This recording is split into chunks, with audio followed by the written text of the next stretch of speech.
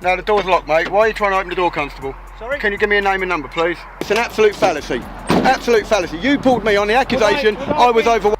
Afternoon, Constable. Hello there. No, the door's locked, mate. Why are you trying to open the door, Constable? Sorry? Can you give me a name and number, please? Right, I've got your number. Why are you trying to open the door? I hope you don't intend to put that on YouTube. It's nothing to do with whether I do or not. Why? Because I'm lawfully allowed to.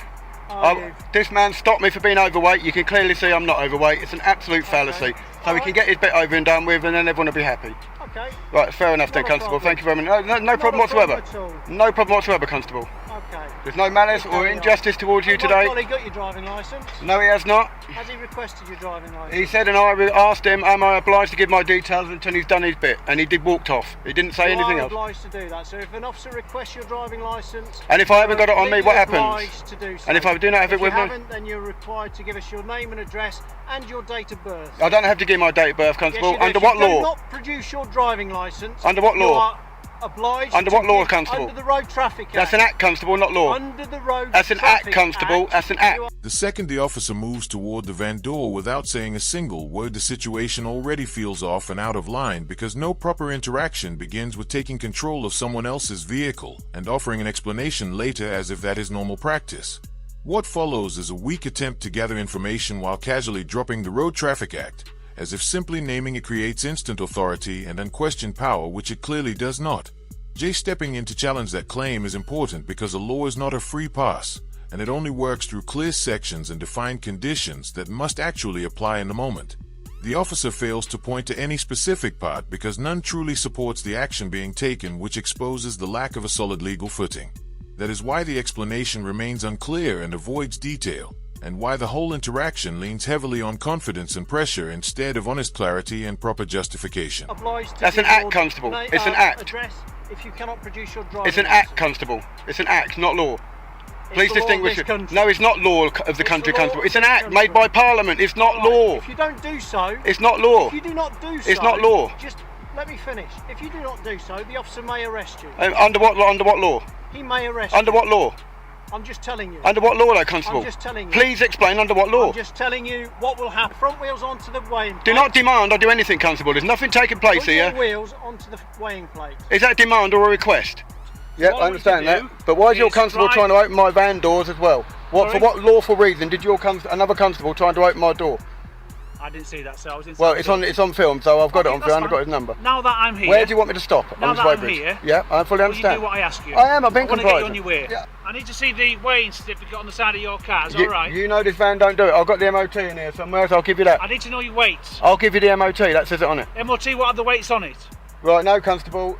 I'm not overweight. I need to see your weights. I'm not overweight. I need to know if you've committed an offence or not. And I'm not overweight. Long enough to make sure you haven't. The narrative keeps shifting because there is no solid ground to stand on, and it becomes obvious that nothing real is backing the claims being made. One moment there is talk that sounds like an arrest is about to happen, and the next moment there is still no clear offence named and no legal power explained, which creates confusion instead of authority. Making threats of arrest without stating a reason is not a display of lawful control. It is simple intimidation used to push someone into compliance and to see if pressure can replace the law that should already be clear. Then another officer arrives and starts asking for weighing slip just to figure out if any offense has actually taken place, which exposes the weakness of the entire situation. You do not begin with threats and then search for proof after the fact, because proper enforcement works the other way around. If the van was truly overweight, they would already know the exact rule they were using and would act with certainty instead of guessing their way through the situation and trying to build a case as they go.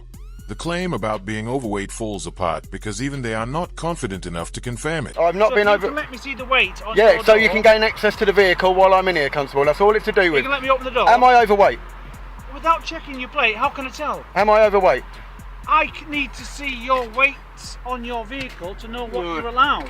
I can't make it up. I've got the logbook here. It won't be on your logbook. It will. The van weight's on the logbook. Okay. May I look at that then? The van weight's on the logbook. Right. No, I'm going to have a look first though, Constable. A bit unnecessary. No, Constable. Why is that? It's unnecessary. You saying I'm overweight when you think I'm overweight. I form an opinion. No. Don't even start that one now. No. No. I thought you were speeding. I have to form that opinion. Revenue weight, Gross weight 3,500 kilograms. But I need to know what your axles are. 3,500 kilograms is what I'm weight. allowed. That's the vehicle. No, I Constable. need to know what each individual axle is. It weighs in Well, each you best individual go axle. can you go and check up on your database, please? No, I haven't got access. It's on your van. Can you go and check up on It's your on your database, van. Constable?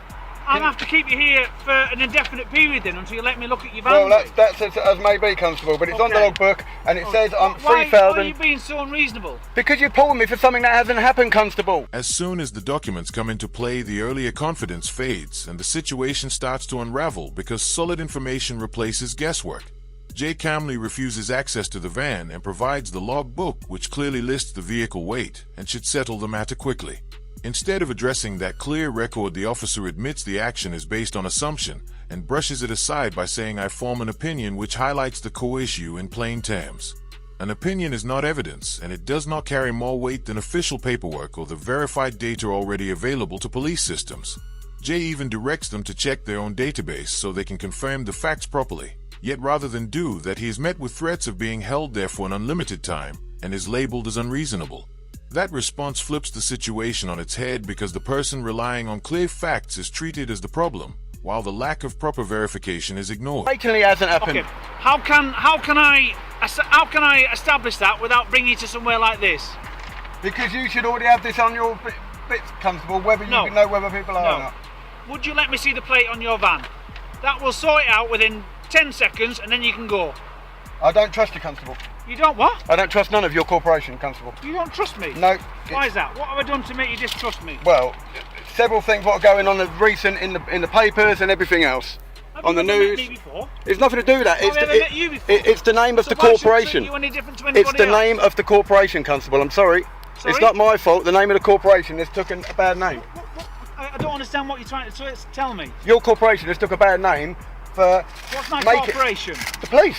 I need to know your axles. No, it needs to know the weight of the whole thing. Some axle weights. It's I giving need the to weight of the know- whole thing. We'll weigh the whole van then. I've just weighed your front axle. Right. I've weighed your rear axle. Right. Together is your overall weight. Right. But then each axle has a restriction on how much it can carry. And I need to know if the weights that it's told me are in excess of the weights that you're allowed. At this stage, it turns into persistence with no clear purpose, because even after the paperwork is shown and the weight is already accounted for, the officer continues, pushing to get inside the van as if access itself has become the main goal. Jay saying he does not trust him is not paranoia, it is a direct reaction to how the situation has been handled from the very beginning and the lack of clarity throughout. The sudden shift toward talking about axle weight only reinforces that point because it shows the focus is changing once the first claim no longer holds up. You do not change direction unless the original reason has fallen apart and can no longer be supported. The van has already been considered as a whole, so introducing new angles at this stage does not look like proper enforcement, but instead feels like an attempt to keep the stop going after the initial suspicion has already lost its footing. Determine that information. It is literally inside your door. Yeah, on a inside the door. sticker. Inside the door, Constable. Well, will you let me look at it? I'm not obliged to let you in my vehicle, Constable, when you can do this Okay. from there. You can Okay. do this from there, Constable. Sorry? You can do this from there. From where? You know whether the whole van, if that back axle overweighs, it would weigh total. It's not the axle, it's what's in on top of the axle. But each axle has a restriction. Whatever on is its sitting weight. on the back of that top axle Right. would overweigh that bridge if it was overweight in total. Absolute guaranteed. But I each understand how axle- weight bridges work. Each axles can be different weights. Right. You're very light on your front. Right, so that's perfectly alright. So there's nothing wrong with the front. So now You're heavy on your back. No, so I'm I need not. to know what it is on the back. It's not over on the back, it's just proved it on there. Sorry, it doesn't. It just proved it, it just showed you the weight. Yeah, but it doesn't tell me what you are. Constable, if I put 10 tonne of weight on your shoulders, your body and the 10 tonne weight, it's not just the axle, please do not test my intelligence, whatever's in the back will push down on the axle and I show do an axle understand weight. that. I right. know the laws of physics. Right, so exactly. So why Okay. can't you laws But of physics on there? I still need to know. No, you still need to what gain access the to my weights vehicle. are. That's what you're trying to gain access to. I'm not trying to gain access. I'm just trying to get some information, which will get you out of here faster than you realise. Nothing to And do you're with just getting being out of it. I'll sit here all day awkward. because I'm not being awkward, Constable. Jay calls it out perfectly, and the officer clearly does not like hearing it because there is no legal duty for him to allow anyone into his vehicle in the first place. Somehow the situation flips, and Jay ends up calmly explaining basic weight limits and simple logic to the person who is claiming authority, which only highlights how weak the position really is. When the facts refuse to bend or support the claim, the officer changes approach and tries to label him as awkward, which is a classic deflection used to shift focus. That label is not about behavior at all. It comes from frustration when someone stands firm and refuses to give up their rights just to make things easier for the other side. By calling Jay awkward, the officer attempts to turn reasonable resistance into a personal issue because it is easier than admitting the stop has lost all valid ground and no longer holds up under scrutiny. What are you worried about? I'm not worried about it. Why So why can't I look at it? why are you saying I'm worried? Sorry? Why are you saying I'm worried? Well, I'm not you worried. won't allow me access to the van. What do you think I'm going to do when I open the door? Attack you or something? I don't trust you. I don't trust You you. don't trust me? No. What have I done to make you Nothing feel what you do, Constable. threatened? It's the corporation. What have I People done? get maimed What have and I die done to in the make name you of that feel police threatened? name. People have been maimed and died, several in the last year, Right. under that name. So I'm staying this side of the door. You're all armed with weaponry. I'll tell you what I'll do. You're all armed with I'll tell you what I weaponry. will do. I'll tell you what I'll do. You're all armed with To make it weaponry. easy for yourself. You've got weaponry about your person. What I'll that do, can be used what- at will, Give Constable. me a chance to talk. Don't What I'll clench do your to fist make at it me. easy for you is I'll go over there. You have a look. You write it down. I'll even give you my pen. No, it doesn't You matter. write it Constable. down for me, and then I will come The minute nowhere I near open this you. door, you'll be rifling for everything. You You'll be want doing. my No, pen? I don't trust you, Use your Constable. own pen. Write it down for me. I don't trust you, Constable. Sorry? I don't trust you. Because you're refusing to give me the information that I need. It's nothing to do with the information. I'll give you the logbook to But show that you. just gives- That question shifts responsibility in a way that does not belong because Jay is not required to justify a refusal, especially after a stop built on assumptions that keep changing with no clear foundation. Saying no is not about fear, it is about setting firm boundaries, and those boundaries become even more important when several officers are pushing for entry without ever stating a clear power or valid reason. The imbalance is obvious because they carry uniforms, radios, numbers, and the authority to detain while he relies on paperwork and his right to keep his vehicle private. That right does not vanish just because it creates inconvenience for those trying to gain access. When persistence replaces proper justification, standing firm is not evasive behavior, it is a necessary response to prevent a stop from slowly turning into a search driven by pressure instead of law and proper authority. That just gives me the gross vehicle weight. Right? He's trying to do his job of work. And what do you think I'm doing? Going about my business, Constable? You're holding me You're up. refusing. I'm not to refusing. cooperate with But the I'll get out then. Why would I want to do anything different? Because your corporation live on corruption. I'm sorry, Constable. That's the way it works. Right, so where's this super plate then? It isn't there. Absolute fallacy. You pulled me on the accusation Would I was be- overweight. Would I be allowed to look under the You bonnet? pulled me on the allegation I was overweight, and it's an absolute fallacy. I've checked the weights, and you're within the limits that are allowed. Right, thank you, Okay? Constable. I just think this is a bit over the top. I've had a lot of bad my press name. in Cambridge Do you need Police. my details? No, it's all right. I've got everyone's numbers. I'm going. I'm going.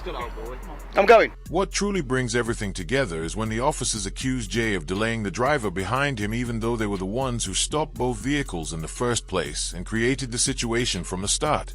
Jay did not cause any delay, and placing that blame on him has nothing to do with safety or traffic flow. It is simply another pressure tactic designed to make him feel responsible for a problem he did not create.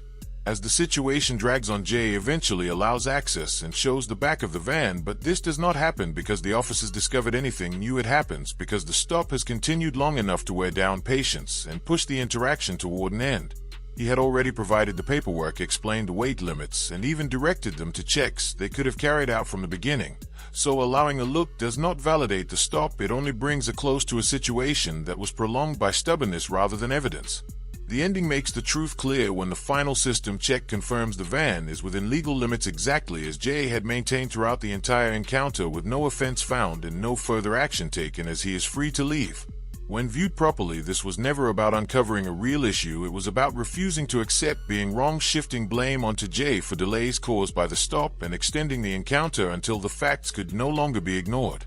If you found value in this breakdown, make sure you like the video, share it, and subscribe to support the channel, and keep this level of accountability in focus.